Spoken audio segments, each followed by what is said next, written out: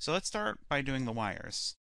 Now, there are different ways to do wires. Some people prefer to start with a cylinder and use the bend modifier, but I'm actually going to be using a spline to draw a line in. So I'm just going to kind of roughly look at my concept and recreate the wires that are hanging. So if something kind of like hangs down there. There we have our spline. I'm actually going to go to my left view so I have an easier time drawing these in. And then we kind of got like a shallow one. Oh, I'm drawing behind my object, or my scene, so let me just grab all these guys, push them back.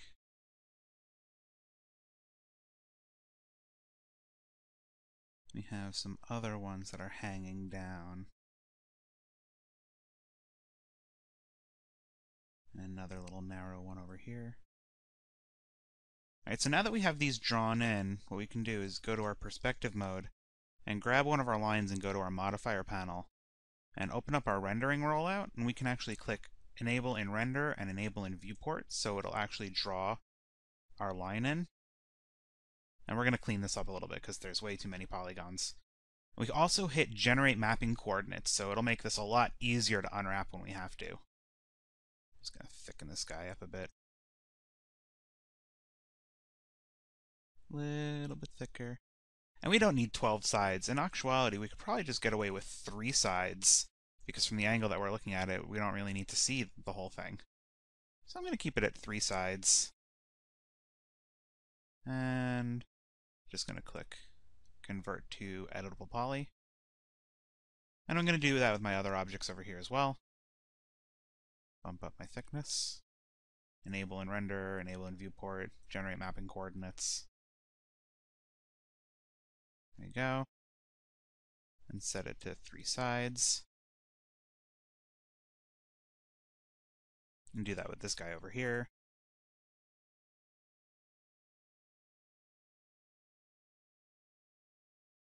You might come across some areas that need to be cleaned up a little bit or made a little bit more round. You know, since we're getting rid of the backside of all our objects, we don't really need to worry about going over our poly budget. So let's make sure that we have our nice and smooth edges.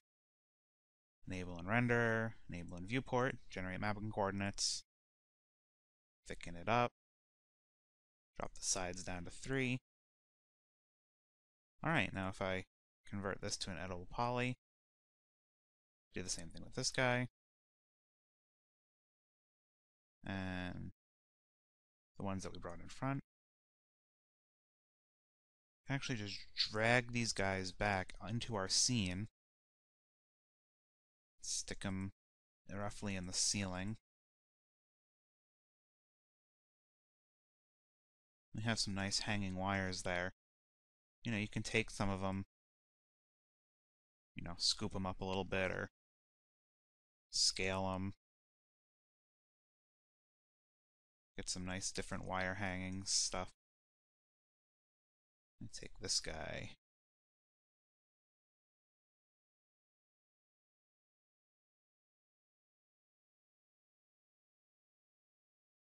You don't want to do this too drastically. You don't want to wind up changing the complete silhouette, because then your UVs will be all skewed and everything, and that's not good.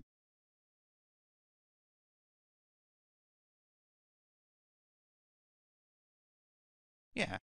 Now let me just grab these guys, and I'm going to give them our gray material, so they're easier to look at. Drag them right on there. Set the wires to black. Okay.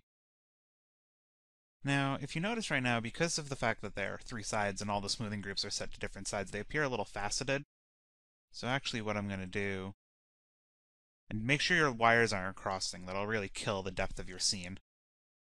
I'm going to attach all of these guys together so I can modify them all at once. Doop, doop, doop. And I'm just going to select all of them.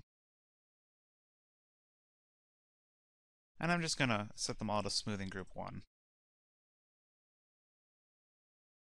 So now if I turn my wireframes off, you can't even tell that they're 3-sided. We got some nice 3-dimensional wires there. I actually think that This side can use another one of these guys. So I'm just going to drag them over and drag them up. Scale them down a little bit. Alright. I've got some hanging wires, and we can use these all different areas. If you want to have some crazy wire, we can hang these up in all the separate...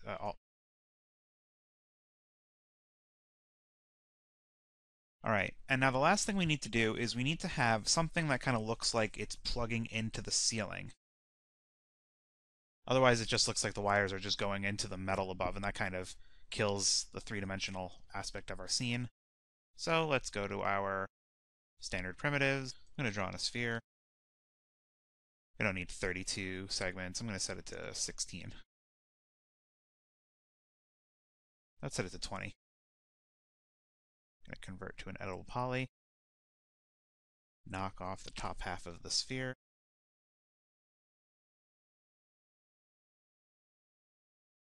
Drag that down. I'm going to make this not flesh colored.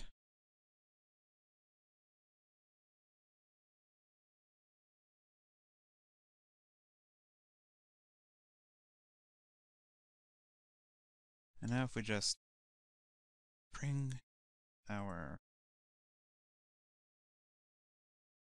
vertexes down a little bit, I'm going to get rid of this bottom piece here, so it's going to be like a little socket these guys are running into.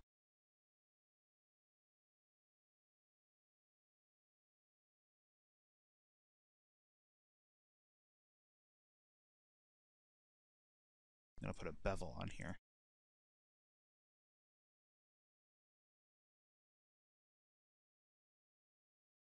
There we go. And just to soften this up just a tiny bit,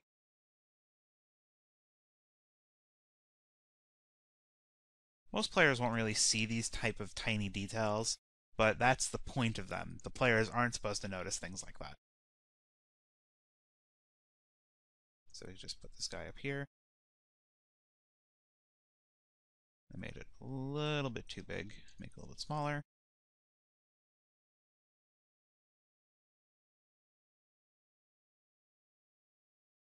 There we go.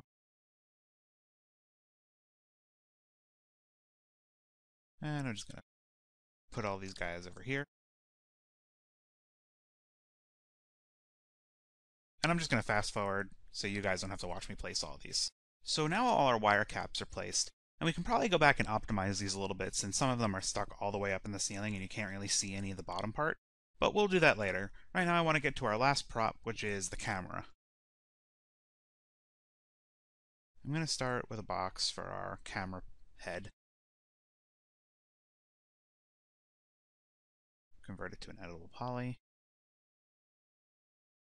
And the first thing I want to do is I want to chamfer the bottom piece, which will serve two purposes. It'll round out the bottom nicely. It'll also give us a face where we can extrude that little part that hides the lens.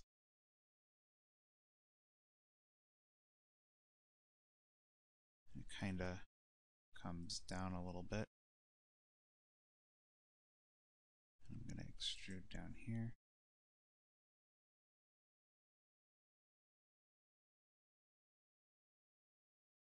Swift loop in an edge. Delete. And then I'm just going to weld my vertices in here.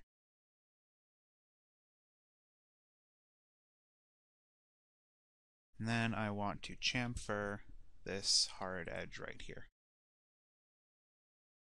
And just make sure that everything is either a quad or a triangle. Just going to connect these guys in. Alright. Oops. Let's not be inside our scene. Oh, we're actually upside down. So there we are. And then we're just gonna take this guy and extrude on the normal scale, just in a bit. Alright.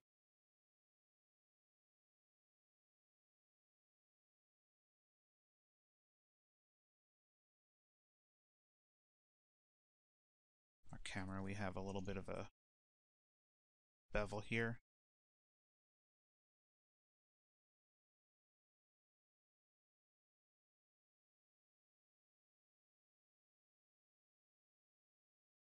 And I want to chamfer this top edge.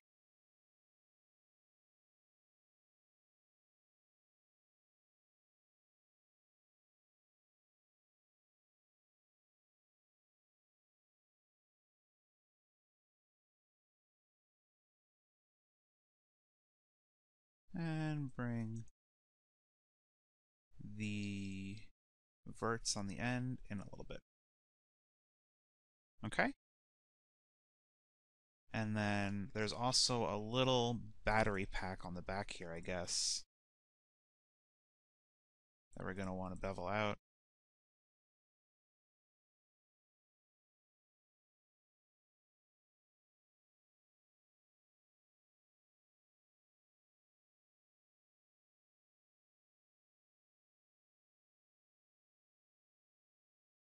Okay. I decided I want to bring my verts up a bit more.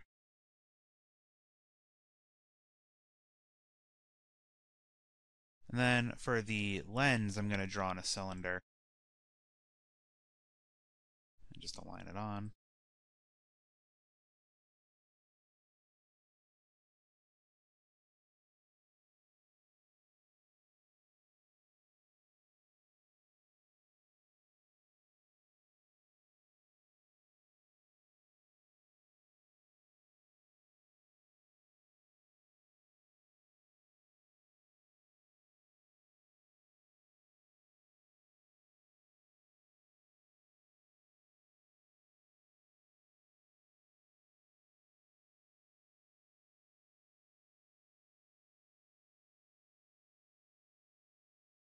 And this will be the lens cap.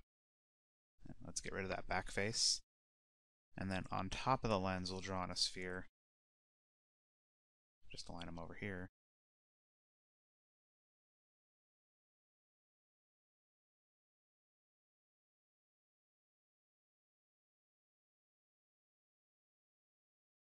And then we're just going to make him segments too.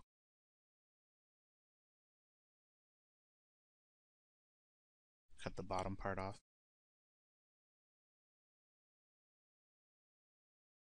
And that'll be our little lens.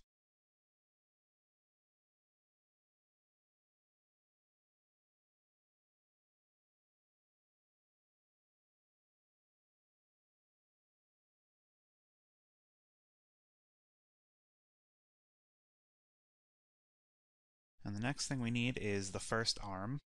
So we're going to start with a box where the arm attaches.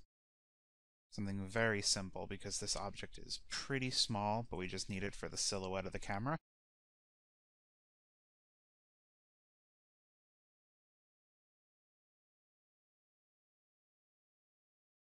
And then a cylinder.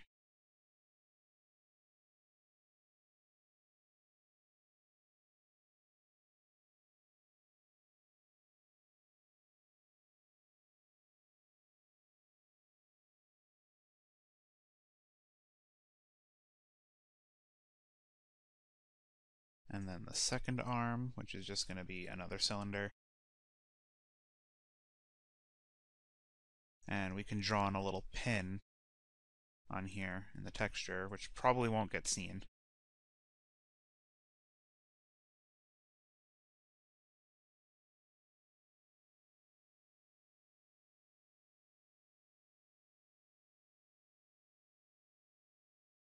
And then another cylinder for the cap on the top.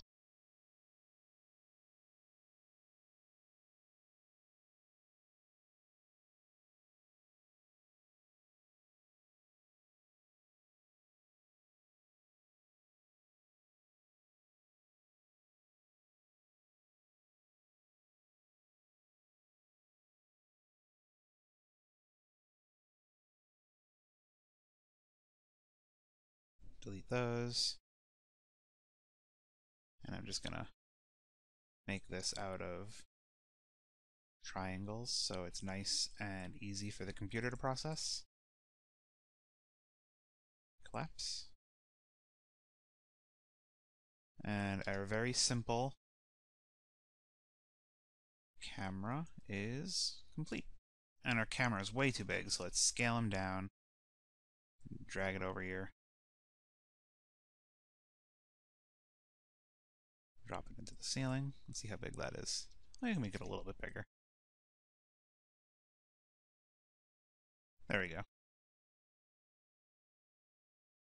Now I noticed in our concept art it's actually pointed down as opposed to straight. So what I'm actually going to do is I'm just going to reset some of my pivot points here so that I can easily move my camera and change all the different ways it looks around and everything. Move this one right here. Alright, so we could just rotate like that. Bring this guy over here and rotate him back.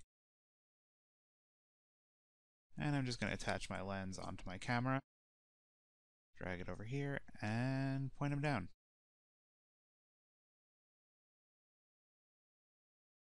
There we go. You can play with that. And now I'm just going to drag all of my camera, because there is two of them, pointing in different directions. Rotate them around.